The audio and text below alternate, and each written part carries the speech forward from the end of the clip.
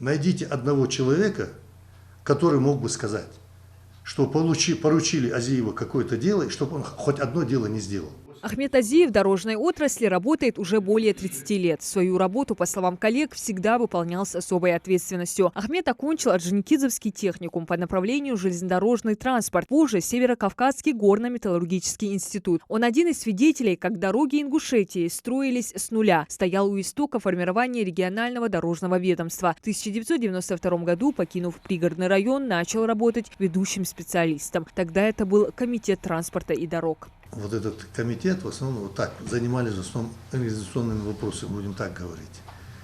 Было Назрановское ДРСУ, Малгобекское и Орджоникидзевское ДРСУ. Это ДРСУ остались после, скажем так, после того, как разделилась Чечня с Ингушетией. В 1993 году, 17 февраля, по указу первого президента Ингушетии Руслана Аушева было сформировано Государственное управление «Ингуш-Автодор». Ведомство функционировало на базе 3 дорожных ремонтно-строительных управлений в Назрановском, Сунжинском и Малгобекских районах, которые остались после распада Чечено-Ингушетии. Тогда сеть автодорог общего пользования находилась в плачевном состоянии, а около 85% искусственных сооружений в аварийном. Причиной тому было мизерное финансирование. Асфальтобетонные заводы были старые, производительность у них была очень маленькая, техники как таковой не было. Если был там у каждого ДРСУ один грейдер, там несколько самосвалов, и то они были все, грубо говоря, дряхлые, они выработали весь свой ресурс. Ну и первая задача стояла в основном сорганизоваться. Дорожники отмечают, в последние годы существования Чечено-Ингушетии дорожной инфраструктуре ингушских районов уделялось мало внимания. Формирование органа управления дорожным хозяйством Ингушетии происходило практически с чистого листа. Первые годы перед отраслью стояла задача привести в нормативное состояние на уровне минимума существующие дороги, мосты и другие сооружения. Это было нелегкое время, когда республика только стала самостоятельным субъектом и в буквальном смысле строилась с нуля. В таких реалиях Ингуш-Автодор понемногу наращивал темпы работы. Приобреталась новая техника, набирались специализированные кадры. Полные энтузиазма и желания созидать, ингушские дорожники внесли огромный вклад в развитие дорожной инфраструктуры региона. В то время, 93-й, 4-е года, вы прекрасно, может, помните, вокруг республики стояли блокпосты. Выехать и заехать было не так просто, понимаете? И получать технику, вот я не ради хвастовства это говорю, ну, большее количество техники, процентов, наверное, 80, это точно, если не больше, приходилось получить мне.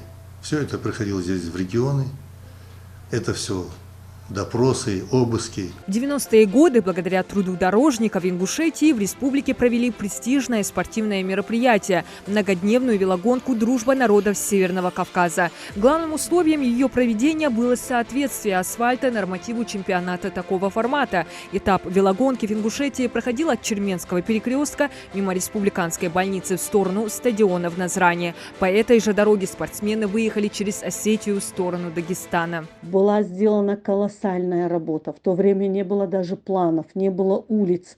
Вручную, сидя вечерами над чертежами, Автодор помогал нам прокладывать этот план города Назрани и Насыркорта. И я помню ночами, когда ребята подсыпали песок, привозили камни, старались для того, чтобы показать, что Ингушетия будет встречать гостей и будет держаться на Кавказе как одна из гостеприимных республик велогонки Кавказа. И я помню, когда Ахмед Азиев работали вокруг него все ребята, это вообще незабываемый момент. Исторический момент для Ингушетии. Дороги – один из важнейших элементов инфраструктуры государства. Новые километры дорожного покрытия, масштабные реконструкции, капитальный ремонт. Сегодня мы наблюдаем, как дорожные сети Ингушетии кардинально меняются. А в 2021 году Госуправление «Ингуш-Автодор» по указу Махмуда Али Калиматова переименовали в Министерство автомобильных дорог республики. Что нам дает преобразование ГУ в министерство? Ну, это, во-первых, полномочия выходить на более высокий уровень, если можно сказать, переговоров с Федеральным дорожным агентством, с Министерством транспорта России. Вот. И этот статус нам придает уверенности в работе, мы чувствуем ответственность. Еще в 90-е фронт работы был огромный, сегодня же еще больше, учитывая производительность. И все же дорожники делятся, часто приходится сталкиваться с критикой. Если объемы работ 3-4 ДСУ сложить в одно целое, и вот тот объем, который они делали, наверное, за год, который они делали, сейчас мы делаем за 1 месяц. Они строят автомагистрали, мосты, круглый год обеспечивают содержание и эксплуатацию сложного дорожного хозяйства, надежное и безопасное автомобильное сообщение между регионами страны. Профессиональный праздник работников дорожного хозяйства в России отмечается с 1996 года, 3 воскресенье октября. Дорожное хозяйство представляет собой один из крупнейших сегментов общественного достояния России. В него входят свыше 3000 учреждений и предприятий различных форм собственности. Численность работающих в дорожном хозяйстве и сопутствующих отраслях составляет порядка 750 тысяч человек. В этом году дорожное хозяйство страны обеспечено беспрецедентным федеральным финансированием. Общий объем господдержки субъектов – 380 миллиардов рублей, из которых 163 миллиарда выделено дополнительно. В Ингушетии на сегодняшний день реализуется национальный проект «Безопасные и качественные дороги» и программа развития автомобильных дорог республики. В рамках нацпроекта в 2022 году Минавтодор Ингушетии, как и в 2021,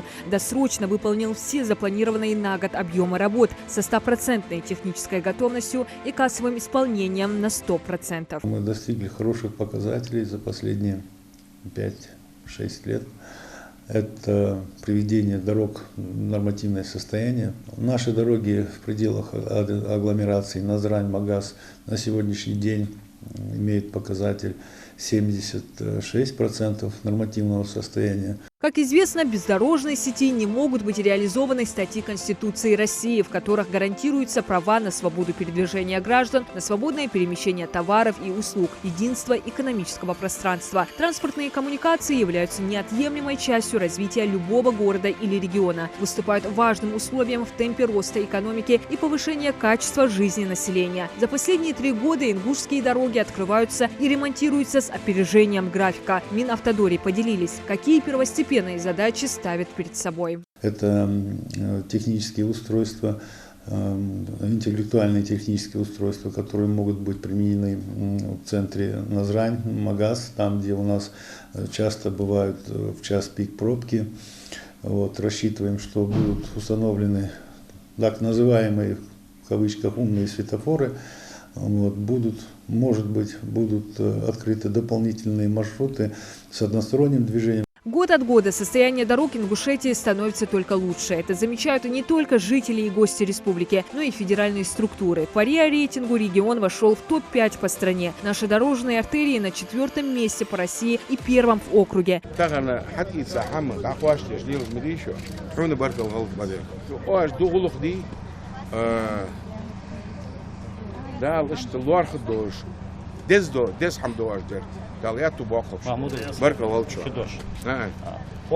Исполнитель, да, Бог, ну холбат, полил дал мяш.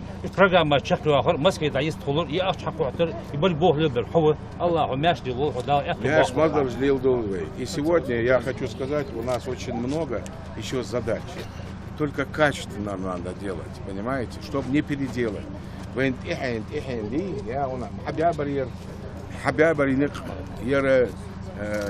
Тяп-ляп, короче, вы понимаете, нельзя так делать, надо делать качественно. Вот это единственное. Потому что деньги есть, материалы есть, просто качественно надо сделать. Произошедшие изменения объективно может оценить старшее поколение, которое помнит, в каком состоянии была дорожная инфраструктура еще в 90-е и нулевые годы. У нас очень много дорог регионального значения, межмуниципального значения, асфальтированных, с асфальтобетонным покрытием.